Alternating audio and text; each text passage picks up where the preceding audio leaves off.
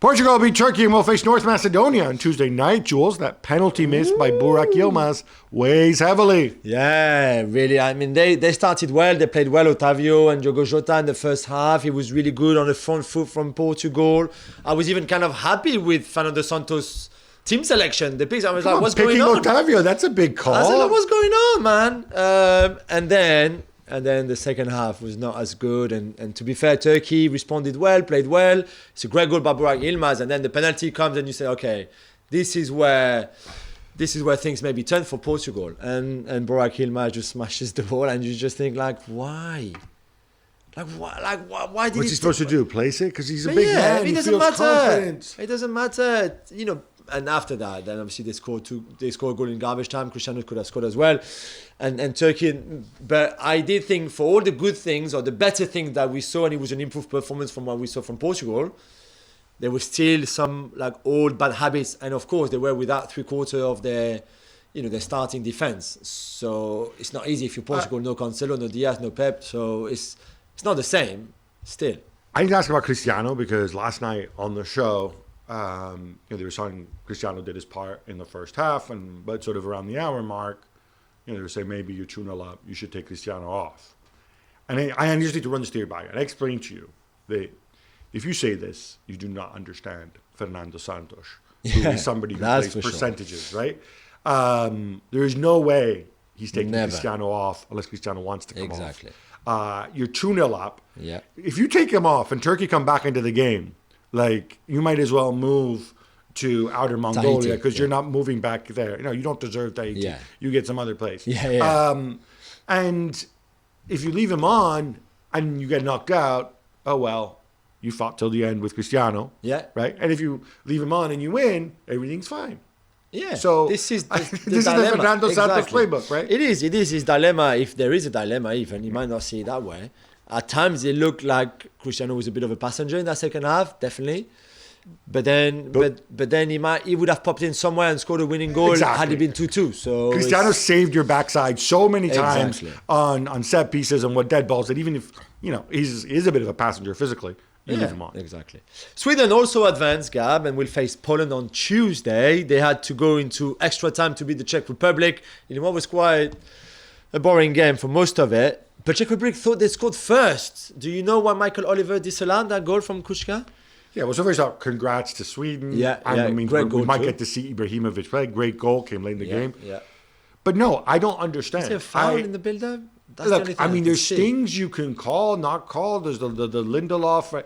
But very strange. This is, I mean, the commentator actually said, it looks like Michael Oliver will be happy if, VAR finds something. Look, I just want an explanation. People make mistakes. Yeah. I'm surprised, they didn't find, it's correct. There's no foul. To me, it seemed like 100% something Oliver should have looked at again. Yeah. And maybe even come out and explained afterwards. Completely. Gareth Bale steals a show, and Wales are in the playoff final with a 2-1 win over Austria. I am lost for words. I do not understand this. I don't understand how the guy can... Just the way he can never play and then play and be such a difference maker. Just really get in the mindset. And just for that, I think he deserves a lot of credit. Again, whether you like him or not, whether you think that what's happening to him at Real Madrid is deserved, not deserved, it's his fault, the club's fault, the media's fault, anything. You know my views on that. Yeah. But for him, to have played an hour against Villarreal and then a few minutes there and there, whatever it was against Villarreal, I think that's the last game he started for Real Madrid. To come in such a big game against a decent team, they're a good team, They are a good team. They have a bad manager, Austria. We've said that before, and he should not even be in charge. But anyway, and to play like that, to be so clutch, so key for your country who's been waiting for a World Cup since 1958. And there's another game, of course, to be played and won if they want to go. But I just find it incredible. And really, I think this is a very, very special player. I think he was right in a way to respond to Marca calling him a parasite and everything. It might not just be Real Madrid's fault if he hasn't played. I just think that he's clearly still talented. And I don't know whose blame it is that he's in that situation with Real Madrid in Spain. But it should not be the way it is. That's the thing. No, I agree. I'm just bowled over by the fitness side, by being mentally ready for this game when you don't play, by switching. Incredible. You hear so many like athletes, fitness experts, oh no, you need to get match fit, you need to get psychologically right if you haven't played in 2 months, and you can't. No, this guy obviously proves them all wrong. Yeah, clearly. Gab, Wales will have to wait until June to play their final, and since the Scotland v Ukraine game, their semi-final has been postponed, obviously. Does that make sense to you? Well, it's an interesting one. I mean, we understand why Scotland v Ukraine was postponed, and that's fair enough. I'm slightly curious about why Wales and Austria didn't postpone their game so that you could do the whole little package, because this is something where Wales have played this game, then you got 3 months, maybe they'll play a friendly, I don't know, before the Scotland. Yeah, you can have players get injured or something like that instead of playing back to back.